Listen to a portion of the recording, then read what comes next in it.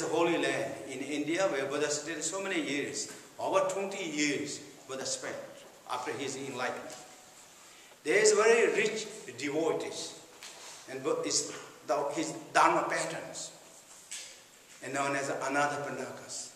One day, Ananda Pandaka invited, many times he invited the whole Sangha congregation for the lunch, the one-day meals. Many times he invited, and each time when they offered the meals, or we offered any, when offered, and in the Buddha's teaching said you should dedicate that merit. So every time dedicate the merits. Merit to whatever they do, meritorious activities. And now another Pandaka, again he invited one day Buddha, and this time another Pandaka asked to Buddha, Buddha, please could you dedicate this merit of my offering lunch to you all the poorest person in our countries. Poorest person. So they get married this. Then Buddha said yes. So then that lunch is finished, and according to ancient time, and now too in the Southern Buddhist school they do. After finishing the lunch, those are the patrons who offer the lunch and who met there, come in the middle of the room and sit on the floor and then listen the dedication prayers, meritus.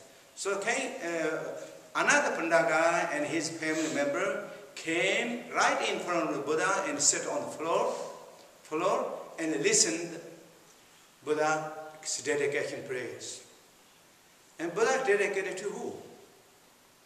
Buddha said, whatever the merit that God from this lunch offering provided in another Padakas, may that merit all goes to the king of that country. To the king is called Prasenjita, Sarja.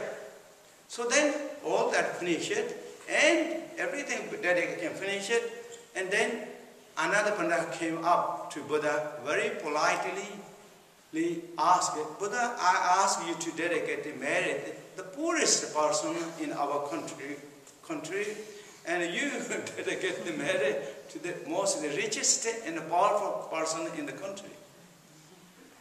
And it said, Buddha said, yes, I dedicate the merit to King Prasenjita.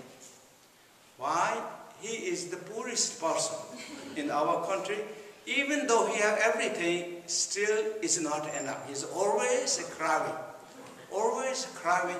Therefore, I dedicated this merit to him. So that tells the wealth externally, wealth is not really rich.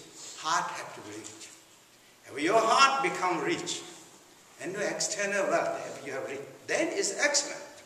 But if external wealth, you have so much, and in the heart is always craving and hungry and thirsty all the time. It's poor. You have no rest. That person has no peace mind. Therefore, also meditation, when you do the cause of meditation, is then contentment is so important. It will become one of the best support for the practices, meditation.